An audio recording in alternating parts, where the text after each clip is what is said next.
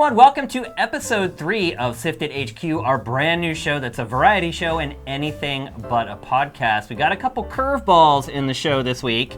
Oh yes, absolutely. We got some little Corona for you. Hopefully the beer kind and not the other kind. It may be a case where people are going to have to live vicariously through us, through cameras. Yes. Because things are starting to get bad. But we do have 2 brand new segments in this week's show. Like we said, we're going to mix it up every week. One of your old favorites may be gone, but it'll be back. Let's check it out.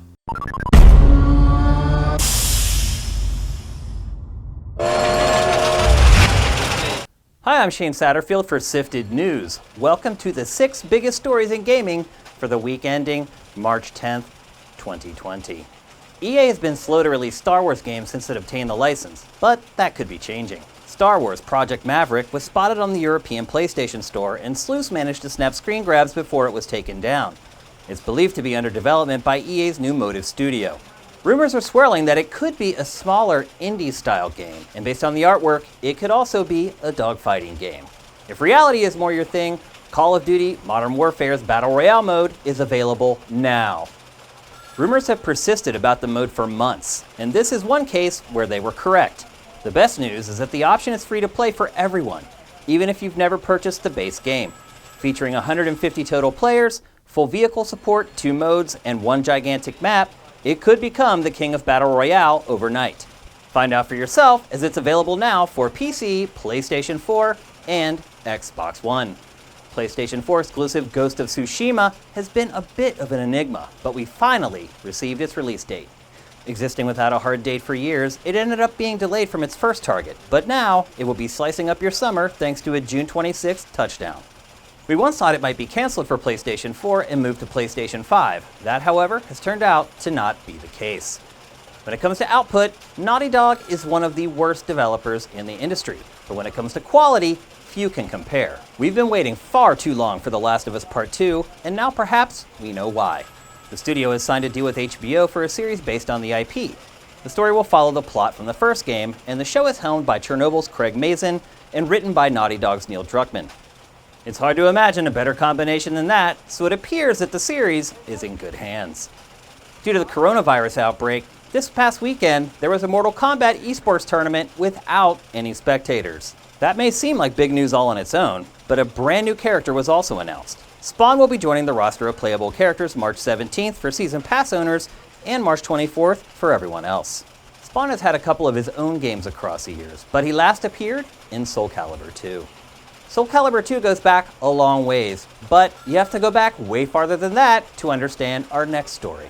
This week, the founder of Pets.com spent $360,000 at auction to purchase the lone prototype of the Nintendo PlayStation. This doomed console was a joint effort between the 2 companies before the PlayStation 1 and Nintendo 64 were released. It's the only known working prototype in existence, as the others were destroyed. The owner, who found the prototype in his attic, claims that he once received a bid of $1.2 million. That's it for the Big 6 for the week ending March 10th, 2020. I'll see you next week. Hey everyone, it's time for Turn Up Tuesday, where we choose the games, albums, movies, and TV shows worth considering. If you're looking to spend some money on some games, we got you covered. Hardball fans, get ready. The best baseball game on the market is leaving spring training for the 2020 season. With MLB The Show 20, the story-driven Road to Show mode has been overhauled, and the new Showdown mode lets you take on some of the sport's most feared pitchers. Out on the diamond, new throwing and catching interfaces keep the fielding sharp, while a new first step system adds stakes to following your instincts. It's the franchise's 15th anniversary, and it's never been better. It's been a long time coming, but after several delays, Ori and the Will of the Wisps is finally here for PC and Xbox One. The sequel to the critically acclaimed Blind Forest, this 2D Metroid-like will make your eyes misty with expressive presentation and emotional themes. Rumors suggest that it's much larger than its predecessor, so invest in a big box of tissues first. Souls fans have been waiting for a challenge, but the drought ends with Nioh 2. This PS4 exclusive is a prequel to the first game and is set in an alternate 16th century where supernatural beings and magic flourish. Character development and online co-op have been a focus for a change, but it otherwise stays close to the formula from the first game. Channel the spirits of your dead enemies when it launches this Friday. It's another solid week for album releases, and there's something for just about everyone's taste. First, we have the self-titled album from psychedelic jam band Circles Around the Sun. They're not much on vocals, but if you enjoy slow, grinding jams with plenty of wah-wah pedal and guitar solos, the release is worth checking out. If you're into indie music, our pick of the week is the District's new album, You Know I'm Not Going Anywhere. A mashup of rising chord progression of EDM, skipping house beats, and rock, they have their own sound that will get you inspired. If you like the old sound of the Pixies, before they reformed and sucked, check out Group Love's new album, Healer. Their pop-punk sound channels the golden days of the genre with precision making for a listen that's both energizing and fun. Swedish indie three-piece Peter, Bjorn, and John had never rejoined the heights of their 2006 single, Young Folks, but it's not for lack of trying. It releases a long player every 2 years with mixed results, but the newest is called Endless Dream, and it attempts to return to the same chart-topping sound. It's a slow week in theaters, but with the coronavirus floating around, perhaps it's better to stay home anyway. There is one film we'll think will do well at the box office, as Vin Diesel stars as a former Marine who's brought back to life in Bloodshot. In this action thriller, a scientist turns him into a bionic man who can get revenge on his killer. But there's more that meets the eye to this story. We suspect fans will be fast and furious to get out to the theaters on Friday. The inmates have left the asylum as HBO launches the third season of Westworld on Sunday. No longer confined to the whacked out amusement park, the cyborgs head into the real world to cause some real trouble. Breaking Bad star Aaron Paul takes a lead role as the show steps into new arenas with new possibilities. It's one of the biggest TV show debuts of early 2020. Welcome to Service Call, where we rate the latest DLC and expansions for content, cost, and changes. This time we're tackling Luigi's Mansion 3's multiplayer DLC Part 1 that just released for Switch. You'd think it would be easy to add new campaign DLC to this game. Just add a few more floors to the hotel and call it a day, right? That's not how Nintendo is approaching this game. Instead, the DLC is focused on new multiplayer content. The only single-player addition is a new flashlight. First, you get 3 new mini-games for the offline multiplayer Scream Park mode, which doubles the number of modes from launch. Tricky Ghost Hunt has you snagging as many ghosts as possible while dodging electrified floor panels. Dodge Brawl is a dodgeball variant, and Riverbank has you floating beneath a waterfall, hoping to collect coins and avoid hazards. Of the 3, Tricky Ghost Hunt has the most staying power, but the lack of online play means this is an edition intended for families. You also get 3 costumes for the online cooperative mode Scare Scraper. There's a mummy, a knight, and an Elvis costume. The floor themes and some ghost character models also change to match whatever costume you're wearing. This is where the content ends, so it's not a lot. You can't buy multiplayer pack 1 separately. Instead, you have to spend $10 to buy both multiplayer packs at once. The second installment is coming July 31st, so you'll have to wait over 4 months to get the second return on your investment. We fiddled around with the new content for a couple hours, and we were ready to move on. Most of the changes to Luigi's Mansion 3 with this DLC are cosmetic. It's cute, playing as Luigi in knight's armor, and the floor skins give matches some new flavor, but none of it changes how the game fundamentally plays. The 3 new mini-games for Scream Park would get a lot more use if they were playable online, though a single-player option has been added at least. Even the new flashlight doesn't have any new or improved functionality. The multiplayer modes in Luigi's Mansion 3 have remained an afterthought since launch, as evidenced by the inability to fill up a lobby with players. So, it's curious that Nintendo decided to go this route. We feel it's a mistake and have issues recommending this DLC for purchase and Luigi's Mansion 3 for continued play. Most of this new content should have been unlockable in the base game, and a lack of changes to the fundamentals means players still consistently drop out of online games. Hey guys, welcome to Noobs, where we select the games that got announced this week that you should start following on SIFTD. We know you don't play a ton of mobile games, but we also know is, when you do, they're usually based on IP that you truly love. Enter Marvel Future Revolution. This open-world action MMO for iOS and Android features a collection of your favorite Marvel heroes and villains. It's coming this year, but no hard date has been announced. If you like tower defense in VR, there's been no shortage of games to choose from over the last few years. Next up is Good Goliath, where you play as a giant tossing all manners of objects at foes as they trudge towards its base.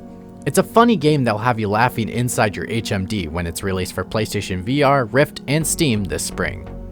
Golf Story is a pleasant surprise that mixes arcade-style golf with an engrossing story. Tennis is getting the same treatment with Slice of Life. It's a story of self-discovery, which seems like an odd mix, but that's exactly what makes Golf Story an indie sensation. You don't have much time to decide if it's an ace or a fault before it releases this spring for Nintendo Switch.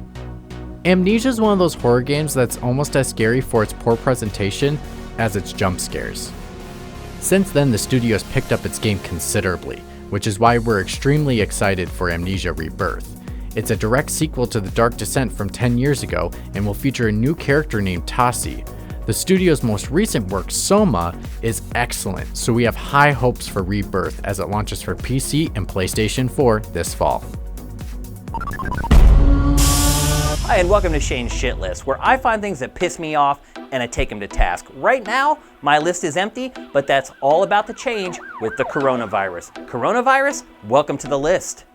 Let's see. What has happened in the gaming industry in the last 2 weeks related to coronavirus?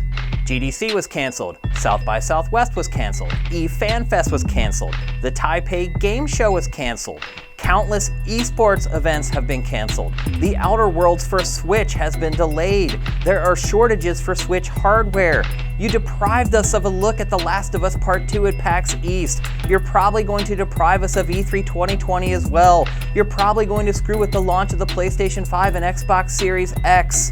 And you caused a mediocre game about viral outbreaks to top the charts and the developers to come out and basically admit, yeah, our game is crappy. And that's just the video game stuff. This virus has completely turned planet Earth upside down. Flights are empty, masks, toilet paper, and hand sanitizer are sold out in rural areas across the US, places where people need them the least. They're talking about having the NBA and NHL playoffs in arenas with no fans. It's madness. But what I hate most about you is that you can burrow your way into our immune systems and stay there for 2 weeks before we know you're even there. This 2-week period makes it difficult to track your advances and prepare. It's what's making people freak out. The fear of the unknown. The lack of testing kits is helping your cause. No one knows if you're hanging out or not, so everyone is afraid of everyone else. The lack of adequate information and response from our government is helping your cause. Our god-awful healthcare system could be pushed to the brink, and we still don't know if people who have no insurance can be tested. Even the TurboGrafx 16 Mini has been delayed, for God's sakes. Look, I get it. There are much bigger stories related to the coronavirus as far as the health of the globe. I understand it. I work in the gaming industry, and this thing is screwing it up. So you know what? Coronavirus, you're on Shane's Shit List. All right, that's it for episode 3 of SIFTD HQ, our brand new variety show. What did you think of that episode? I really like Luigis Mansion 3, so I'm happy you brought it back because that game's so much fun. Yeah, the report isn't so great though. I think they're kind of fumbling the DLC on that game a little bit, but I don't know. Maybe people don't want that from Luigi's Mansion anyway. Yeah, I mean, I really liked the main story plot, and I think it was a good way to just end it there. I didn't think they needed DLC, so the fact that we were able to take a look at it was really nice. Well, it's so easy to add DLC to that game. You just add floors to the hotel. Yeah, and you'd think they would add a little bit more variety to the floors. Well, you would think they would add floors, but yeah. There's no single-player DLC at all, so pretty disappointed in that, but that's why we're here. So anyway, that's it for episode 3 of SIFTD HQ. We'll see you next week.